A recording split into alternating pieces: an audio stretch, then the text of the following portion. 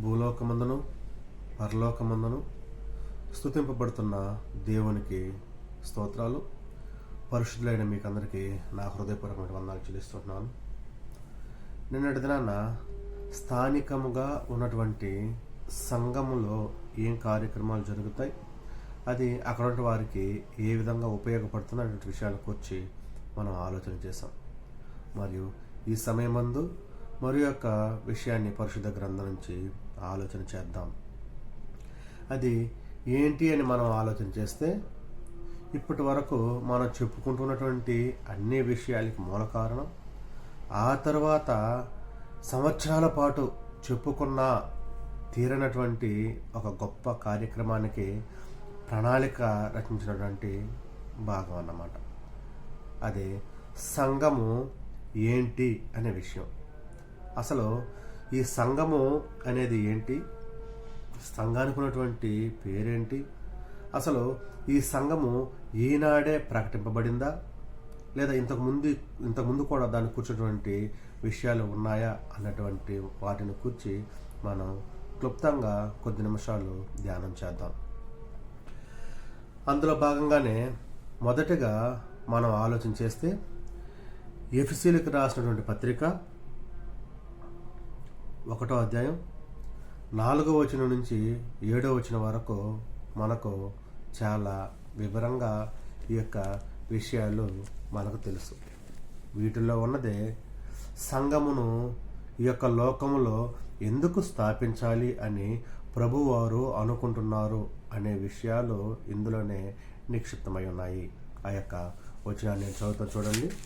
తన ప్రియుని యందు తాను ఉచితముగా మనకు అనుగ్రహించిన తన కృపా మహిమకు కీర్తి కలిగినట్లు తన చిత్త ప్రకారమైన దయా సంకల్పము చొప్పున యేసుక్రీస్తు ద్వారా తనకు కుమారులుగా స్వీకరించుటకై మనలను ముందుగా తన కోసం నిర్ణయించుకొని మనము తన ఎదుట పరిశుద్ధులమును నిర్దోషులమునై ఉండవలనని జగత్తు పునాది వేయబడక మునిపే ప్రేమ చేత ఆయన క్రీస్తులో మనల్ని ఏర్పరచుకొనెను. ఇది అసలు ప్రారంభం.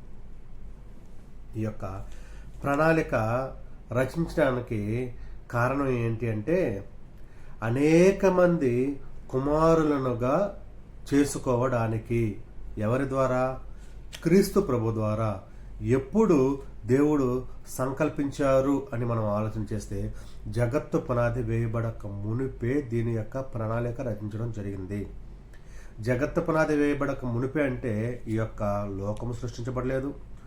లోకంలో ఉన్నటువంటి భౌతికమైనటువంటి విషయాలు కావచ్చు, ఆత్మ సంబంధమైనటువంటి విషయాలు కావచ్చు, జలచరాలు కావచ్చు, జీవరాశులు కావచ్చు, ఏవి కూడా సృష్టింపబడక మునుపు, అసలు భూమి ఆకాశము అనేవి కూడా లేనప్పుడు, సూర్య చంద్ర నక్షత్రాలు కూడా సృష్టింపబడక మునుపు తండ్రి అయినటువంటి దేవుడు ఒక గొప్ప ప్రణాళికను రచించాడు.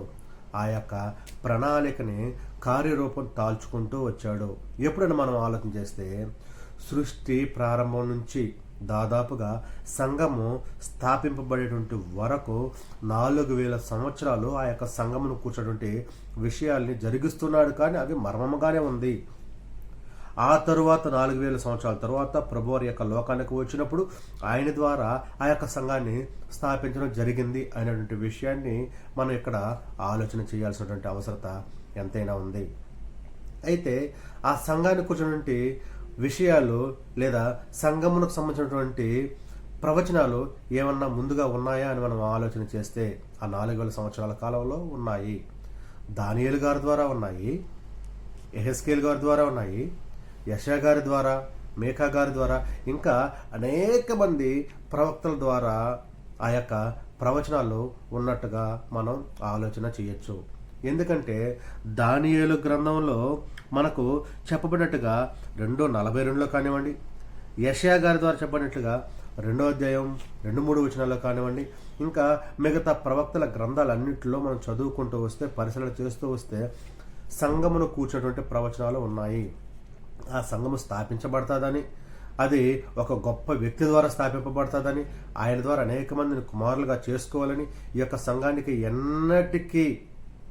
ఎప్పటికీ కూడా దానికి ముగింపు ఉండదు అని, ఆ యొక్క సంఘము ఎప్పటికీ పాడైపోయినటువంటి సంఘముగా ఉంటుందనేటువంటి విషయాలు కూడా మనం వీటిలో గమనించాల్సినటువంటి అవసరం ఎంతైనా ఉంది. అయితే ప్రియమైనటువంటి వారలారా, ఈ యొక్క సంఘానికి వచ్చి పాత నిబంధనల ప్రవచనాలు ఉన్నాయి. కొత్త నిబంధనలో మనం కొన్ని విషయాల్ని ఆలోచన చేస్తే, పేతురు గారి ద్వారా, పేతురు ఈ బండ మీద నా సంఘాన్ని నేను కడతాను అనేటువంటి విషయాన్ని మత్తయి సువార్త 16వ అధ్యాయం 18వ వచనంలో మనం ఆలోచన చేయొచ్చు. పౌలు సౌలుగా ఉన్నప్పుడు ఆయన ద్వారా యెరూషలేములో ప్రార్థనా కార్యక్రమాలు జరుగుతూ ఉన్నప్పుడు ఆ ప్రార్థనా కార్యక్రమాలు విశ్వాసులు, ప్రవచించేటువంటి వ్యక్తులు, ఇంకా ఆరాధన జరిగేటువంటి వ్యక్తులు, వీరందరికీ గొప్ప హింస సౌలు గారి ద్వారా జరిగింది. ఎందుకు జరిగిందంటే వారందరూ ప్రభు సంఘంలో ఉన్నారు కాబట్టి యెరూషలేములో గొప్ప హింస జరిగింది. ఆ తర్వాత అంతియొకయలో ఉన్నటువంటి భక్తిపరుల్ని మొట్టమొదటిగా క్రైస్తవులు అనడం జరిగింది. ఆ యొక్క క్రైస్తవులు కూడా కూడుకున్నటువంటి సంఘము. ఆ తర్వాత మనం ఎఫెసీయులకు రాసినటువంటి పత్రిక 1:22 చూస్తే, సమస్తానికి పైన అధికారిగా ప్రభువారిని ఉంచడం జరిగింది. ఎందుకంటే ఆ యొక్క సంఘానికి ఆయన శిరస్సుగా ఉన్నాడు అనే విషయాన్ని మనం అక్కడ ఆలోచన చేయొచ్చు. ఎఫెసీ 5:23-30 చూసినా, కొలసీలకు రాసినటువంటి పత్రిక 1వ అధ్యాయం 18వ వచనంలో చూసినా కూడా ఇక్కడ ఆ యొక్క సంఘానికి ప్రభువారు శిరస్సుగా ఉన్నారు అని వ్రాయడం జరిగింది. అయితే ఎఫ్సి 5:27లో మనం ఆలోచన చేస్తే, ఆ యొక్క సంఘము ముడత అయినను కలంకమైనను మరి ఏదైనది లేక పరిశుద్ధంగా, నిర్దోషంగా, మహిమ కలిగినటువంటి సంఘంగా ఉంది. ఆ యొక్క సంఘం కోసం ప్రభువు తాను అర్పించుకున్నారు. క్రీస్తు ప్రభువారు తన స్వరక్తమిచ్చి సంపాదించుకున్నారు. ఆ యొక్క సంఘములోనే ఈనాడు మనమందరము ఉన్నాము. ఈ యొక్క సంఘము పరిశుద్ధులుగా ఉండుటకు పిలువబడిన వారి యొక్క సమూహమే సంఘము అనేటువంటి విషయాన్ని మనం ఇక్కడ ఆలోచన చేయొచ్చు. ఆ తరువాత రోమా 1:2 చూస్తే, దేవుని ప్రియులందరూ పరిశుద్ధులుగా ఉండడానికి పిలువబడినటువంటి సంఘం అని ఆలోచన చేయొచ్చు. ఫిలిప్పి 1:1 ఆలోచన చేస్తే, క్రీస్తు ప్రభునందు ఉన్నటువంటి సకల పరిశుద్ధులను ఆలోచన చేయొచ్చు. ఈ యొక్క విషయాలన్నిటిని బట్టి మనం ఆలోచన చేస్తే, ప్రభువారు తాను అర్పించుకొని తన స్వరక్తమిచ్చి సంపాదించుకున్నటువంటి సంఘములో మనం ఉన్నాము. ఆ ఒక్క సంఘము ద్వారానే మనమందరం దేవుని యొక్క రాజ్యాన్ని స్వతంత్రించుకోగలుగుతాము.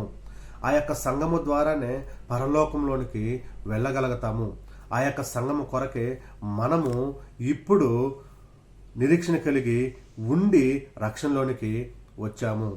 అదే క్రీస్తు ప్రభువారు తను స్వరక్తమిచ్చి సంపాదించుకున్నటువంటి సంఘము. ఆ సంఘము ఏంటి అని మనం ఆలోచన చేస్తే, రోమీలకు రాసినటువంటి పత్రిక 16వ అధ్యాయం 16వ వచనాన్ని మనం పరిశీలన చేస్తే, పవిత్రమైన ముద్దు పెట్టుకొని ఒకనికి ఒకడు వందనములు చేయుడి, క్రీస్తు సంఘములన్నీ మీకు వందనములు చెప్పుచున్నవి. ఇది అసలైనటువంటి సంఘము. క్రీస్తు తను స్వరక్తమిచ్చి సంపాదించుకున్న సంఘము క్రీస్తు సంఘమే. క్రీస్తు ప్రభువారు తను కడతానని చెప్పినటువంటి సంఘము క్రీస్తు సంఘమే. ప్రవక్తలందరూ ప్రవచించినటువంటి సంఘము క్రీస్తు సంఘమే. దేవుడు ఈ యొక్క సృష్టికి మునిపే ఆయన ప్రణాళికను రచించినటువంటి సంఘము క్రీస్తు సంఘమే.